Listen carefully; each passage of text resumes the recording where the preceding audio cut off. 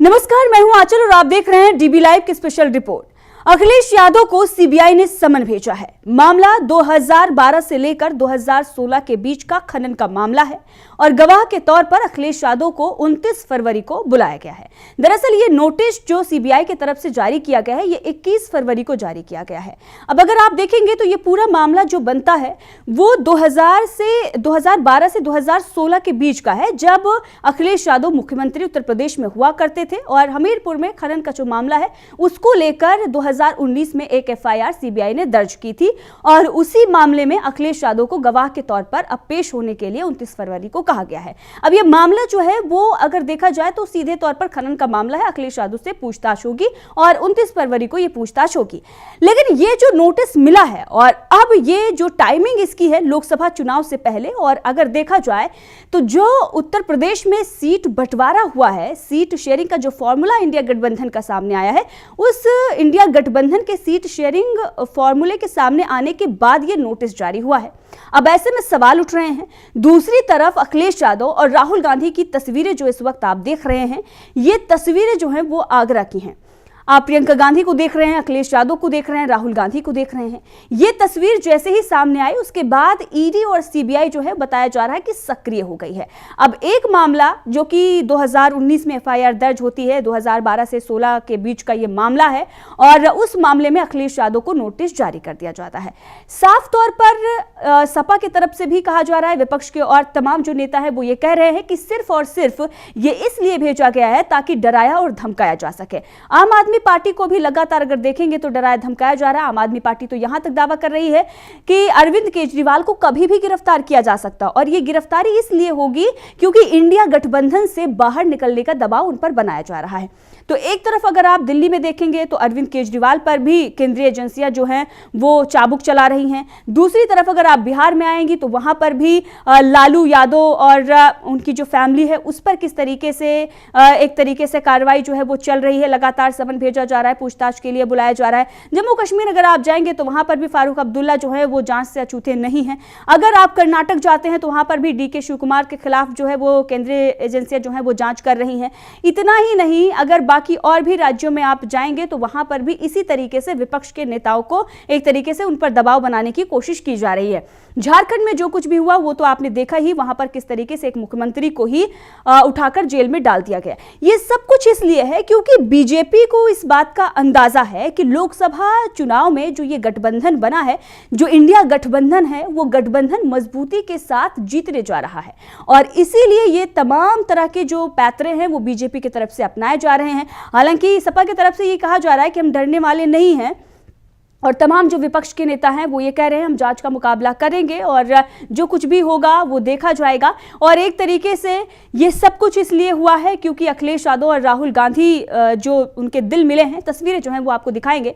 देखिए जो तस्वीरें हैं ये तस्वीरें उत्तर प्रदेश की हैं और उत्तर प्रदेश के आगरा की ये तस्वीरें आप देखिए। राहुल गांधी और अखिलेश यादव किस तरीके से मिल रहे हैं। एक वीडियो जो है वो खास तौर पर वो वीडियो जब सामने आया जहां पर राहुल गांधी जो है वो चलकर जाते हैं और अखिलेश यादव सामने से आते हैं और उसके बाद दोनों जो है वो एक तरीके से मुलाकात करते हैं। ये तस्वीर आप देखिए, अखिलेश यादव जो है वो हाथ मिलाते हैं और हाथ जो है वो आगे बढ़ाते हैं और राहुल गांधी सामने से आते हैं, उसके बाद गले मिलते हैं। ये तस्वीर जैसे ही सामने आई उसके बाद बीजेपी के अंदर खलबली मच गई। इतना ही नहीं, सपा के नेताओं को तोड़ने की कोशिश में बीजेपी जुट गई। हालांकि वो राज्यसभा चुनाव के लिए था, लोकसभा चुनाव में उससे बीजेपी को ही झटका लग रहा है और इसकी चर्चा हम अपने पहले स्पेशल रिपोर्ट में कर चुके हैं और आपको बता चुके हैं कि किस तरीके से राज्यसभा चुनाव में बीजेपी ने भले ही सपा के विधायकों को तोड़कर जीत हासिल कर ली हो एक सीट पर, लेकिन लोकसभा चुनाव में उसके लिए खतरा जो है वो एक तरीके से बढ़ गया है और बीजेपी जो है वो कहीं ना कहीं बुरी तरीके से फंस गई है।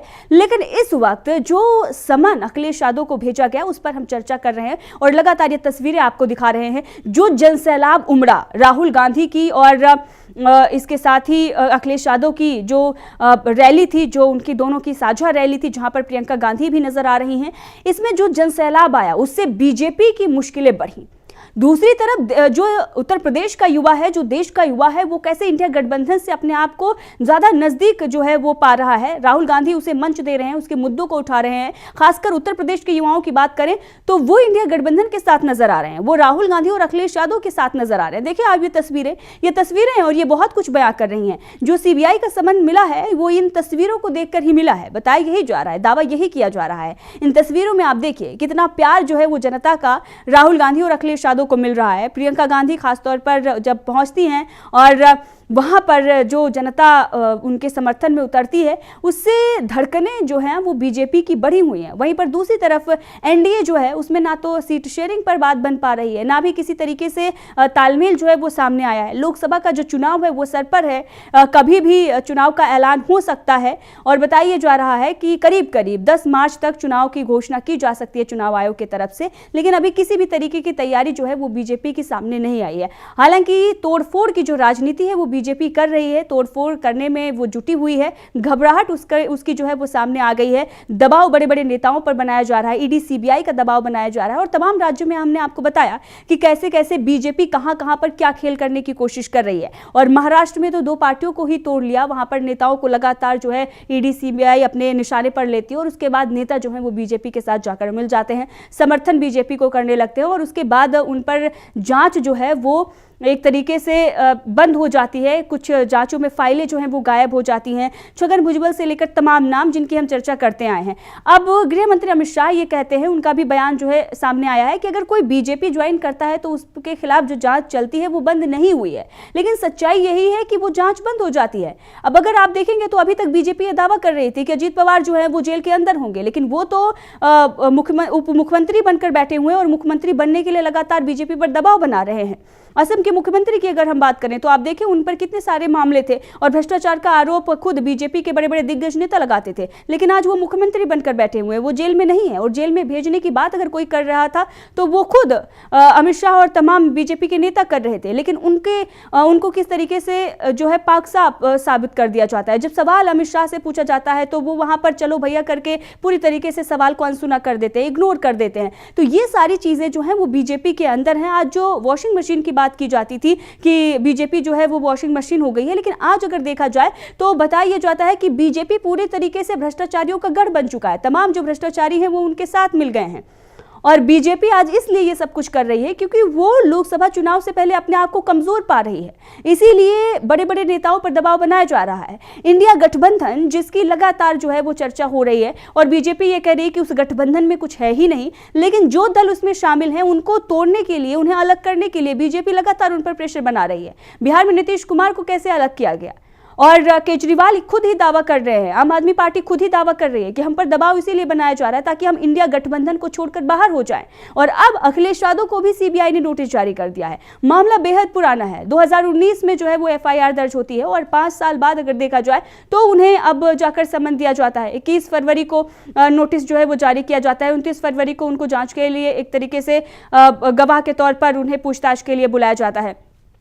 तो ये सारी चीजें दिखाती हैं कि जो इंडिया गठबंधन मजबूती के साथ आगे बढ़ रहा है, अखिलेश यादव जो राहुल गांधी के साथ आगे बढ़ रहे हैं, चुनाव लड़ने की जो उन्होंने घोषणा की है, जो सीट शेयरिंग का फॉर्मूला सामने आया है कि 17 सीटों पर कांग्रेस लड़ेगी और 63 सीटें जो हैं वो उस पर सपा लड़ने जा रही है। अखिलेश यादव बाकी और भी दलों को एक तरीके से जोड़ने की कोशिश कर रहे हैं, यहाँ तक कि बताया भी जा रहा है कि जयंत चौधरी भी अखिलेश यादव के संपर्क में हैं और वो भी इंडिया गठबंधन में वापसी कर सकते हैं। भले ही राज्यसभा चुनाव में हमने देखा कि किस तरीके से उनके विधायक जो हैं वो बीजेपी के पक्ष में नजर आए, लेकिन लोकसभा चुनाव को लेकर स्थिति ये बन रही है कि अखिलेश यादव के संपर्क में जयंत चौधरी हैं और वो इंडिया गठबंधन में वापसी कर सकते हैं। और अगर देखा जाए तो लगातार जो बसपा के नेता है वो भी लगातार अखिलेश यादव से संपर्क साधे हुए हैं और सपा में वो शामिल हो रहे हैं। अब ऐसे में अखिलेश यादव पर किस तरीके से अटैक जो है वो करने की कोशिश बीजेपी की तरफ से की जा रही है। अखिलेश यादव को ये समन जो है वो भेजा गया है, पूछताछ के लिए उनको बुलाया जा रहा है, एक तरीके से उन पर दबाव बनाया जा रहा है ताकि वो इंडिया गठबंधन को छोड़कर वो बाहर हो जाएं। अब आप देखिए इस तरीके की चीजें अगर निकलकर सामने आती हैं तो यही है कि बीजेपी लोकसभा चुनाव से पहले घबराई हुई है, वो डरी हुई है और दावा तो यहां तक किया जा रहा है कि सिर्फ अरविंद केजरीवाल को ही गिरफ्तार करने की बात नहीं चल रही है, बल्कि अखिलेश यादव को भी गिरफ्तार किया जा सकता है लोकसभा चुनाव से पहले। और चुनाव की घोषणा होगी उससे पहले ये जो है वो दबाव बनाने की कोशिश की जा रही है। अखिलेश यादव को जेल भी भेजा जा सकता है, क्योंकि उत्तर प्रदेश में बीजेपी की स्थिति ठीक नहीं है।